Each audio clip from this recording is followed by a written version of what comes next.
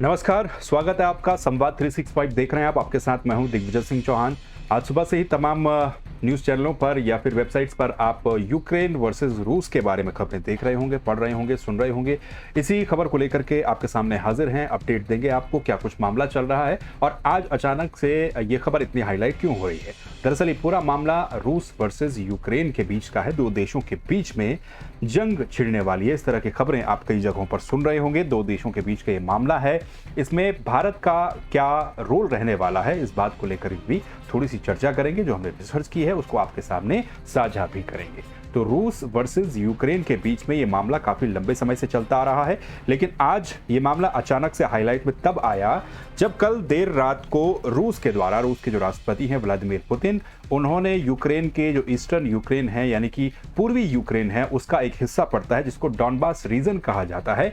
इस Donbas region के दो क्षेत्र हैं जिसमें डोनेट्स्क है और लुहांस्क है। इन दो क्षेत्रों को रूस ने अलग देश की मान्यता दे दी है। अब अलग देश की मान्यता देते हुए रूसी राष्ट्रपति ने इनके दस्तावेज पर साइन कर दिए और तब से ही ये जो मामला है ये बड़ा सुर्खियों में आज सुबह से ही आप इसको सुन रहे होंगे, देख रहे होंगे। जगह जगह पर तमाम जगहों पर डिबेट्स हैं, कई जगहों पर आशंकाएं हैं क्या वर्ल्ड वॉर 3 होने वाला है, कई जगहों पर आशंकाएं हैं कि इन दो देशों के बीच में अगर युद्ध होता है तो अलायंस की भूमिका क्या रहेगी, यानी कि जो ग्लोबली पॉलिटिक्स है, जो वर्ल्ड पॉलिटिक्स है, उसमें क्या कुछ समीकरण बदलेंगे, बिगड़ेंगे, इसका दुनिया पर क्या असर पड़ेगा। जाहिर सी बात है कि दो देशों के बीच में अगर कहीं पर युद्ध होता है तो पूरी दुनिया पर उसका असर कहीं ना कहीं पड़ता है। और यहाँ पर तो सिर्फ दो देश नहीं है, ये अगर असल में देखा जाए तो यूक्रेन वर्सेस रूस का एक पूरा मामला नहीं है। ये पूरा मामला दरअसल सीधे सीधे अमेरिका वर्सेस रूस के बीच में नजर आता है। तो ये तमाम तरह की गतिविधियां इस वक्त ग्लोबली स्तर पर चल रही हैं और इसका क्या असर भारत पर है, इसकी अगर आप बात करें तो भारत पर इसका ज़्यादा कोई असर देखने को नहीं मिलेगा। लेकिन अगर युद्ध जैसी स्थितियां किन्हीं दो देशों में देखने को मिलती हैं, वो भी ऐसी जगह पर जहां पर पूरा का पूरा जो खेल है वो नेचुरल रिसोर्सेज के लिए हो रहा हो, नेचुरल गैस के लिए हो रहा हो, तेल के लिए हो रहा हो, तो जाहिर सी बात है कि दुनिया की इकोनॉमी पर इसका सीधा सीधा असर पड़ना तय है। तमाम तरह की जगह पर आप रिपोर्ट्स भी देख रहे होंगे। जो रूस वर्सेस यूक्रेन के बीच में तनाव हुआ है उसके बाद जो शेयर मार्केट है उसमें भी गिरावट कई जगहों पर देखने को मिली है। अब इस पूरे मामले में आपको पहले कुछ अपडेट्स हम बताएंगे, क्या क्या अपडेट्स इस पूरे मामले में अभी तक हुए हैं। उसके बाद थोड़ा सा मैप के जरिए आपको दिखाने की कोशिश करेंगे कि वास्तव में यूक्रेन कहां पर है, रूस कहां पर है और दोनों के बीच में जो रातों रात दो नए देश बनाए गए हैं रूस की तरफ से, जिनको रूस ने मान्यता दी है। और जो पश्चिमी देश हैं, जो नेटो कंट्रीज हैं, जिनमें अमेरिका हो गई, यूरोप की कई कंट्रीज हो गई, वो इसका विरोध कर रही हैं, वो रूस का विरोध कर रही हैं और पूरी तरह से आपत्ति जता रहे हैं कि ये जो कदम रूस के द्वारा उठाया गया है ये दुनिया के जो नियम कायदे कानून है उनको वायलेट करता है। किसी देश की जिसको कहा जाता है संप्रभुता, उसको ये वायलेट करता है और ठीक ऐसा ही यूक्रेन के साथ किया गया है। ठीक ऐसे ही क्या भारत के इससे संबंध है, यानी कि भारत को भी इस मामले में किन किन चीज़ों को देखना पड़ सकता है। दुनिया में अगर दो पक्ष आमने सामने होंगे तो भारत की जो स्थिति रहेगी, भारत का जो स्टैंड रहेगा वो क्या रहता है। आमतौर पर गुटनिरपेक्ष आपने सुना होगा, नॉन अलायंस सुना होगा, हम किसी संगठन में नहीं जुड़े होते हैं। लेकिन बहरहाल कुछ अपडेट सबसे पहले आपको बताते हैं आपकी स्क्रीन के ऊपर। नेटो ने जो है इस यूक्रेन रूस विवाद पर जो अपडेट है, कुछ अपडेट वो आपको बता देते हैं। ब्रिटेन ने इसका विरोध किया है। अमेरिका ने रूस को प्रतिबंध लगाने की चेतावनी दी है। अमेरिका ने यहां तक कहा है कि जो नए देश जिनको मान्यता रूस ने दी है उन पर हम प्रतिबंध लगाएंगे, फाइनेंशियल सैंक्शंस लगाएंगे। इसके अलावा डॉनबास रीजन को अलग देश की मान्यता दी गई है। पश्चिमी देशों ने इसका विरोध जताया है। जो ये फैसला रूस ने लिया है इसका विरोध पश्चिमी देश लगातार जता रहे हैं। पूर्वी यूक्रेन का हिस्सा डोनेट्स्क और लुहांस्क है। ये दो वही जगह हैं जिनको अलग देश की मान्यता जो है वो रूस ने दी है। और रूस के इस फैसले के बाद जो रूस यूक्रेन का तनाव है वो अब और भी ज्यादा बढ़ चुका है। नेटो ने भी इस फैसले का खुला विरोध किया है। नॉर्थ अटलांटिक ट्रीटी ऑर्गेनाइजेशन है जिसमें अमेरिका का ही एक संगठन है, करीबन 30 देश इसमें शामिल हैं, जिनका एक ही नारा होता है, अगर किसी एक पर हमला तो समझिए अमेरिका पर हमला। तो इस तरह की चीजें हैं। अमेरिका ने भी प्रतिबंध लगाने की चेतावनी दी है। अमेरिका ने यहां तक इस पूरे मामले पर कहा है कि जो डॉनबास रीजन जिसको अलग देश की मान्यता रूस दे रहा है वहां पर किसी भी तरह का निवेश जो है वो अमेरिका नहीं करेगा, किसी भी तरह का इन्वेस्टमेंट नहीं करेगा और पूरी तरह से इस पर प्रतिबंध लगा देगा। रूस के साथ जो व्यापारिक संबंध है उनको लेकर के भी तमाम तरह की चर्चाएं चल रही हैं। जो बाइडेन और व्लादिमीर पुतिन के बीच में एक समिट होना था, दोनों बड़े नेताओं के बीच में एक बैठक भी होनी थी इस पूरे मामले से जुड़ी हुई, रूस यूक्रेन मामले से जुड़ी हुई, जिसमें इस पूरे मामले का हल किया जाना था, लेकिन अब संभावनाएं काफ़ी कम नजर आती हैं। इस पूरे मामले पर एक और अपडेट ये है कि जो यूनाइटेड नेशन सिक्योरिटी काउंसिल है, यानी कि संयुक्त राष्ट्र सुरक्षा परिषद, जिसकी भूमिका काफ़ी महत्वपूर्ण हो जाती है ऐसे ग्लोबल कॉन्फ्लिक्ट्स में, उसको हल करने में। सेकेंड वर्ल्ड वॉर के बाद जो यूनाइटेड नेशंस की स्थापना की गई थी, उससे पहले लीग ऑफ नेशंस हुआ करता था, लेकिन यूनाइटेड नेशंस की भूमिका इस पूरे मामले में कहीं ना कहीं संदेहास्पद नजर आती है। चाहे वो हम यूक्रेन रूस की बात कर रहे हों या फिर मिडिल ईस्ट में। इससे पहले आपने आर्मेनिया वर्सेस अजरबैजान की जो खबरें देखी थी, वहाँ पर भी इसी तरीके का कॉन्फ्लिक्ट हुआ था, लेकिन यूनाइटेड नेशंस की भूमिका वहाँ पर क्या रही थी, इस पर भी बड़ा सवाल है। तो यूनाइटेड नेशंस सिक्योरिटी काउंसिल की भी अपनी बैठक चल रही है। वहाँ पर जो अलग अलग देश हैं उनके बयान सामने आ रहे हैं। मैक्सिमम जो यूरोपियन कंट्री हैं वो रूस के इस फैसले का विरोध कर रही हैं। तो बताया ये भी जा रहा है, जो तमाम मीडिया हाउसेस की तरफ से, जो तमाम न्यूज़ चैनल या फिर इंटरनेशनली जो कवर कर रहे हैं इस चीज़ को, उनके हवाले से ये भी कहा जा रहा है कि रूस ने अपनी जो सैन्य ताकतें हैं उनको इस क्षेत्र में, डॉनबास रीजन में भेजने की तैयारी कर दी है। काफ़ी बड़ी मात्रा में वहाँ पर अपने ट्रूप्स को डिप्लॉय भी कर दिया है। तो इस तरह की भी अपडेट सामने आ रही है। और भारत का इस पर क्या स्टैंड है? भारत का अक्सर एक ही स्टैंड रहता है कि भारत इन तमाम गतिविधियों के बीच में शांति चाहता है। और सबसे पहले भारत के सामने इस वक्त जो सबसे बड़ी प्राथमिकता है, जो भारत ने कहा है कि वो ये, वहाँ जो 20,000 के करीबन भारत के लोग इस क्षेत्र में, डॉनबास रीजन में या फिर यूक्रेन में, यूक्रेन की राजधानी कीव है, वहाँ पर जो भारत के लोग फंसे हुए हैं, उनको वहां से सुरक्षित निकालना, ये भारत की सबसे पहली प्राथमिकता है।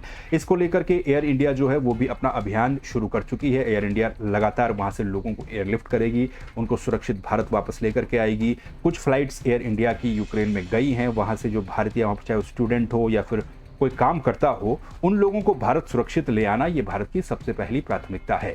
तो ये तमाम गतिविधियां चल रही हैं जिनके बारे में हमने आपको बताया है। रूसी राष्ट्रपति व्लादिमीर पुतिन ने जो डॉनबास रीजन के दो क्षेत्र थे, जहां पर जो सेपरेटिस्ट जिन्हें कहा जाता है, प्रो रशियन जिन्हें कह सकते हैं आप, जिनकी वो रहती है, जिनकी भावनाएं जो हैं रूस के पक्ष में रहती हैं, वो लोग वहाँ पर बड़ी तादाद में रहते थे। काफ़ी लंबे समय से ये जो कॉन्फ्लिक्ट चल रहा था, इसी बात को लेकर के चल रहा था। थोड़ा सा अब मैप के जरिए आपको हम दिखाते हैं कि जो वास्तव में स्थितियां हैं वो कहाँ कहाँ पर दुनिया में घटित हो रही हैं। क्योंकि उत्तराखंड में हाल ही में चुनाव संपन्न हुए हैं। देश के 5 राज्यों में चुनाव हो रहे हैं। तमाम तरह की चुनावी खबरें आप सुन रहे होंगे, लेकिन इसी बीच इस बात की जानकारी भी आपको देना जरूरी है। सबसे पहले एक मैप दिखाते हैं, उस मैप के जरिए आपको बताने की कोशिश करते हैं। ये जो दो आप नेवी ब्लू कलर में जो 2 देशों को देख रहे हैं, ये 2 देश अब बन चुके हैं। रशिया के मुताबिक इन 2 जगहों को जो है अलग देश की मान्यता रशिया के द्वारा दी गई है। इनमें एक डोनेत्स्क है और एक लुहांस्क है, जो 2 आप देख पा रहे हैं इस वक्त अपनी स्क्रीन के ऊपर। और उसके ऊपर साइड में यूक्रेन का जो पूरा मैप है, और जो ब्लैक बॉक्स है, वो जो ब्लैक बॉक्स के अंदर का क्षेत्र है, इसको आप जूम में इस वक्त देख रहे हैं वहाँ पर। और एक ये दूसरा मैप आप देखिए, इससे आप समझेंगे कि जो रशिया है और जो यूक्रेन है, उनकी वास्तविक स्थितियाँ कहाँ कहाँ पर है। दरअसल इस पूरे मामले को अगर आप समझें तो मैप के जरिए ही आप देखते भी रहिए, मैं आपको बताता भी जाता हूँ। 1991 से दरअसल ये पूरा मामला शुरू हुआ। उससे पहले जब यूएसएसआर हुआ करता था, जिसको सोवियत संघ कहा जाता था, इसका जब विघटन हुआ, यूएसएसआर का जब विघटन हुआ, तो इससे अलग अलग देश बने। इन सभी देशों में से एक देश था यूक्रेन। जो अलग अलग देश बने हैं इस मैप में नहीं है, लेकिन उनके बारे में भी मैं आपको जानकारी दे दूं। इसमें रशिया बना, एस्टोनिया बना, लातविया बना, लिथुआनिया बना, Belarus, Ukraine, Moldova, Georgia, Armenia, Azerbaijan, Kazakhstan, Uzbekistan, Turkmenistan, Kyrgyzstan और तजाकिस्तान। जब यूएसएसआर का विघटन हुआ तो ये तमाम देश बने थे।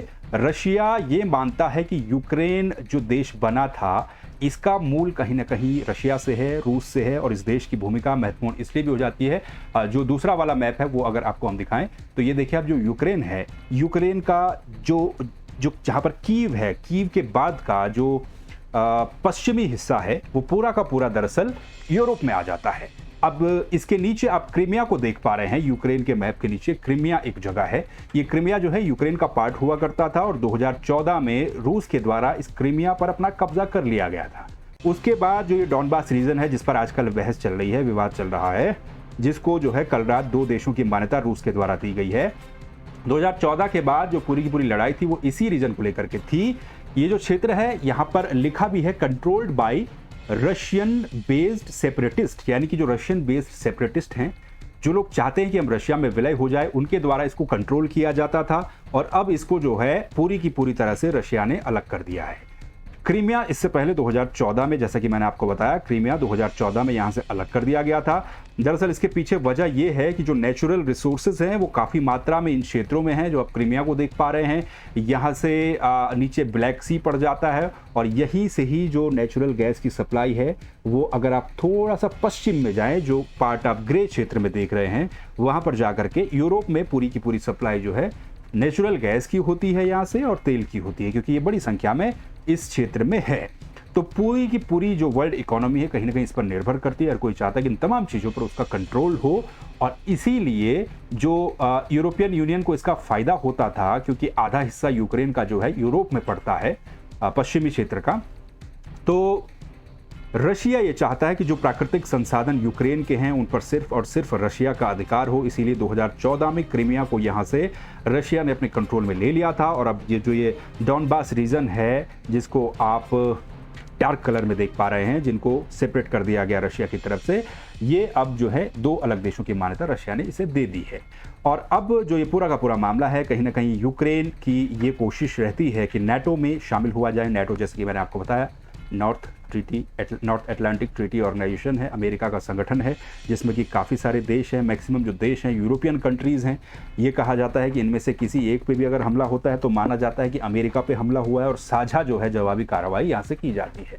लेकिन अब इस पूरे मामले को अगर हम देखें तो इसमें सीधे सीधे 2 देश आमने सामने पे खड़े हैं, जिसमें बीच की भूमिका सिर्फ यूक्रेन की है। यूक्रेन की अगर हम फाइनेंशियल कंडीशन देखें, अगर ग्लोबली फाइनेंशियल इम्पैक्ट जीडीपी क्या है यूक्रेन का, वो हम देखें तो इसका भी कोई ज़्यादा बड़ा असर नहीं पड़ता है। बस जो सबसे महत्वपूर्ण वर्चस्व की लड़ाई है यहाँ के नेचुरल रिसोर्सेज को लेकर के और 2 देशों के आपसी वर्चस्व को लेकर के इस वक्त नज़र आती है। लेकिन बहरहाल इस पूरे मामले में अब जो खबरें फिलहाल सामने आ रही हैं, क्योंकि तमाम जगहों पर आप देख रहे होंगे यूक्रेन में भारत के लोग फंसे हुए हैं, और भारत के लिए सबसे पहली प्राथमिकता यही है कि अपने जो लोग वहाँ पर हमारे फंसे हुए हैं उन सभी लोगों को यहाँ से सुरक्षित निकाला जाए।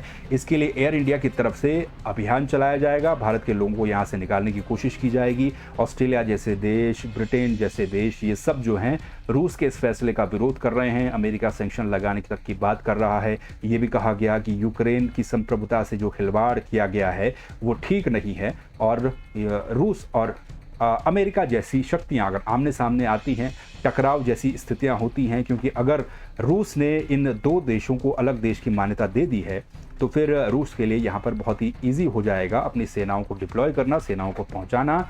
और उसके बाद अगर सेनाएं वहाँ पर पहुँचती तो यूक्रेन भी ये कह रहा है कि हम अपनी ज़मीन किसी को नहीं देंगे। यूनाइटेड नेशन पर काफ़ी ज़्यादा दारोमदार हो जाता है इस पूरे मामले को शांत करवाने में। और अगर मामला शांत ना हो 2 देशों के बीच, यूक्रेन रशिया के बीच में अगर मिलिट्री जो है वॉर शुरू हो जाता है, तो उसके बाद ये भी लगभग तय है कि बाकी के देशों पर भी इसका असर पड़ेगा, और हो सकता है कि जो बाकी के देश हैं इस पूरी की पूरी जंग में शामिल हो जाएं। तो ये तमाम जो समीकरण हैं यूक्रेन वर्सेस रशिया के, जो आप देख रहे होंगे तमाम जगहों पर फिलहाल नज़र आते हैं। लेकिन कोशिश यूनाइटेड नेशन की यही रहेगी, शांतिपूर्वक इस पूरे मामले का हल निकाल लिया जाए और पूरे मामले को शांत कर लिया जाए। अगर इस वॉर जैसी सिचुएशन होती है तो जाहिर सी बात है कि दुनिया के ऊपर इसका फाइनेंशियली जो असर है वो पड़ सकता है। तो ये पूरा का पूरा हिसाब किताब था। उम्मीद है आप लोगों को समझ में आया होगा। इसी तरह की खबरों को देखने के लिए संवाद 365 को आप सब्सक्राइब कर लीजिए। फिर मिलेंगे नई खबरों के साथ। नमस्कार।